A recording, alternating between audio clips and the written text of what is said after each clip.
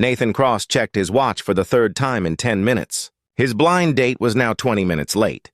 His 5-year-old daughter Sophie sat beside him in the booth, coloring on the paper menu with crayons the waitress had kindly provided.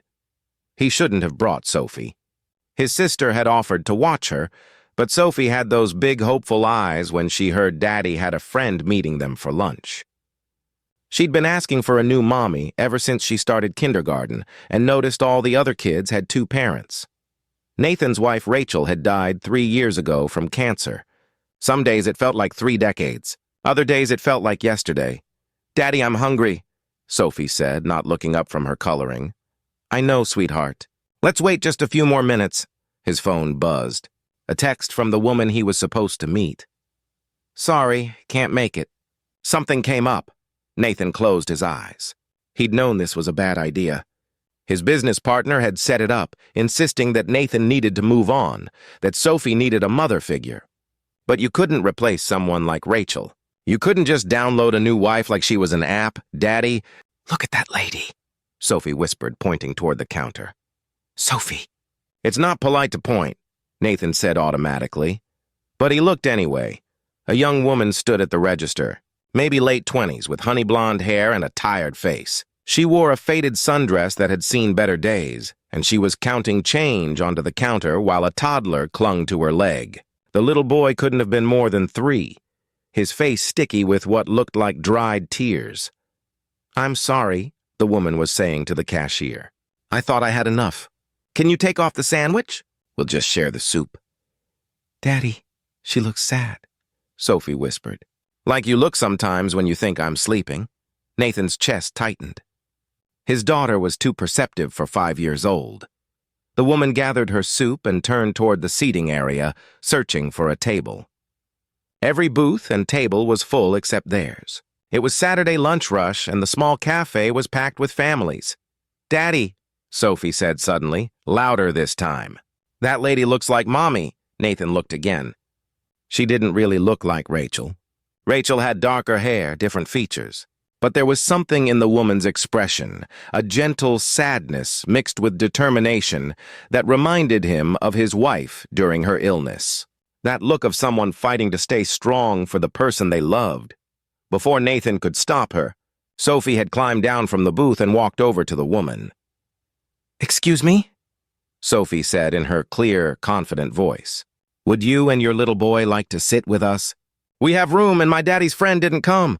The woman looked startled.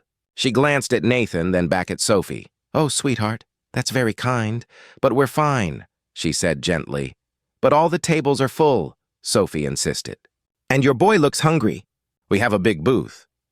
Nathan stood and walked over, embarrassed, but also moved by his daughter's compassion.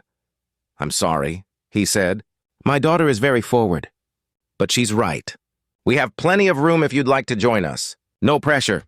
The woman looked at the crowded cafe, then down at her son, who was starting to whimper again. She looked exhausted, like someone barely holding it together.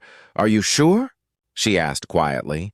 "Please," Sophie said, taking the woman's free hand. "I want to share my crayons." That decided it. The woman allowed Sophie to lead her to their booth. Nathan helped her settle in, and Sophie immediately pushed her crayons across the table to the little boy. "I'm Nathan," he said, extending his hand. "And this is Sophie." "I'm Olivia," the woman said, shaking his hand. "And this is my son, Jake." "Hi, Jake," Sophie said brightly. "Do you like to color? I'm drawing a princess castle." Jake nodded shyly and picked up a blue crayon. "So," Nathan said, trying to break the awkward silence. "Do you come here often?" "I've never seen you before." "It's our first time," Olivia said. "I got a job interview nearby this morning. Thought we'd celebrate with lunch out. How did the interview go?" Olivia's expression clouded. "They offered me the position. Good pay, benefits. But it's full-time, and I can't afford childcare. The waiting list for subsidized care is 18 months long, so I had to turn it down." Nathan heard the weight of defeat in her voice. The same defeat he'd felt watching opportunities slip away while juggling single parenthood. "What kind of work?" he asked. "Administrative assistant at a law firm." "I have a business degree, but I've been out of the workforce for 3 years taking care of Jake." Nobody wants to hire someone with a gap that big on their resume. Daddy doesn't work anymore, Sophie announced helpfully. He stays home with me. That's not exactly true, sweetheart, Nathan said with a gentle smile. I work from home now. I used to have an office downtown, but after Mommy died, I needed to be with you more. Your wife passed away? Olivia asked softly. 3 years ago. Cancer. I'm so sorry. There was understanding in her eyes, the kind that only comes from personal experience with loss. You lost someone too, Nathan said. It wasn't a question, Olivia nodded. Jake's father. Car accident when I was 6 months pregnant. He never got to meet his son. They sat in silence for a moment while the children colored together, already comfortable in the way only children can be with each other.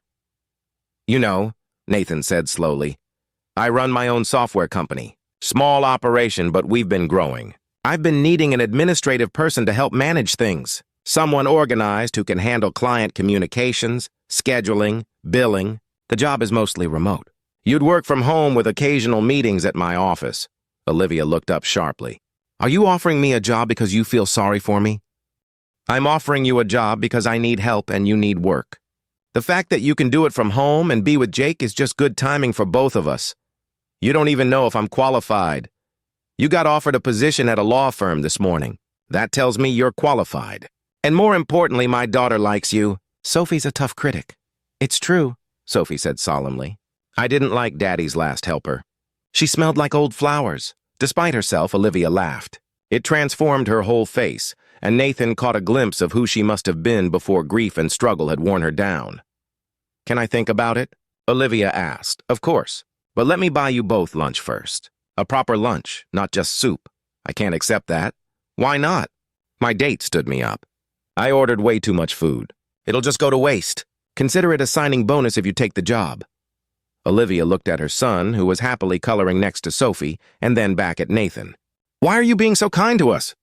Because someone was kind to me when I needed it most, Nathan said simply. After Rachel died, I was drowning. A neighbor I barely knew started bringing us dinner 3 times a week for 6 months. Wouldn't take no for an answer. She said grief is heavy enough without hunger added to it. I never forgot that kindness. They had lunch together. Sophie and Jake became instant friends the way children do. Olivia told Nathan about her education, her work history, her dreams of providing a stable life for her son. Nathan told her about his company, the work, what he needed. By the time they finished eating, Olivia had agreed to take the job. One condition, she said. You pay me fairly. Not charity rates, but not inflated ones either. Just what the position is worth. Deal, Nathan said, shaking her hand again. 3 months later, Olivia sat at her kitchen table, working on a client proposal while Jake played with blocks nearby. Her new laptop, provided by Nathan's company, hummed quietly. The job had changed everything. Regular income, health insurance for her and Jake, the ability to be home with her son. But more than that, she'd found friendship. Nathan checked in daily, not just about work, but about life. They'd started having lunch together once a week, bringing both kids. Sophie had declared Jake her best friend and insisted on regular playdates. Slowly, carefully, something was growing between Nathan and Olivia. Not rushing to fill the spaces left by loss, but building something new alongside the memory of what came before. I need to tell you something, Nathan said one afternoon after a lunch meeting. The kids were playing in his backyard while the adults sat on the deck. What's wrong? Olivia asked, concerned by his serious tone. Nothing's wrong. Everything's right. That's what scares me. He took a breath. When Sophie said you looked like Rachel that day in the cafe, I thought she just meant physically. But I realized later what she actually saw. She saw someone with the same gentle strength Rachel had, the same kindness, the same way of making people feel safe. Olivia's eyes filled with tears. I'm not trying to replace Rachel, Nathan continued. I'm not trying to replace Jake's father. But I am trying to tell you that you've become incredibly important to me. To us? You're important to us too, Olivia said softly. Jake asks about Mr. Nathan every day, and I find myself thinking about you more than I probably should for just an employer. You're not just an employee. You haven't been for a while now. They sat together in comfortable silence, watching their children play. Two broken families slowly healing, slowly becoming something new. A year after that chance meeting in the cafe, Nathan and Olivia stood in a small ceremony surrounded by friends and family. Sophie was the flower girl, tossing petals with dramatic flair. Jake was the ring bearer, taking his job very seriously. "We're not forgetting who we loved before," Nathan said in his vows. "We're honoring them by choosing to love again. By teaching our children that hearts can break and hearts can heal, and both things can be true at the same time." "You found me on my hardest day," Olivia said through tears, "when I'd almost given up hoping things would get better. Your daughter's kindness opened a door I didn't know I was looking for. Thank you for seeing me when I felt invisible." That night after the celebration, Sophie climbed into bed and looked up at her father with satisfied eyes.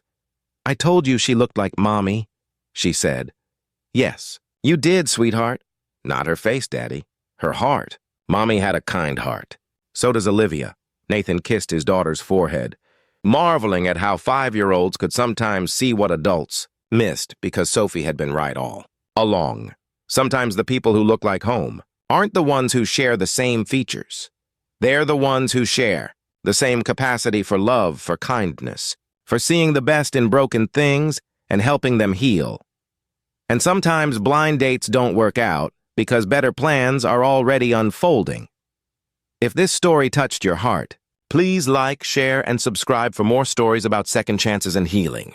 Comment below and tell us about a time a child's innocence helped you see something you'd been missing. Sometimes our littlest ones have the biggest wisdom to share.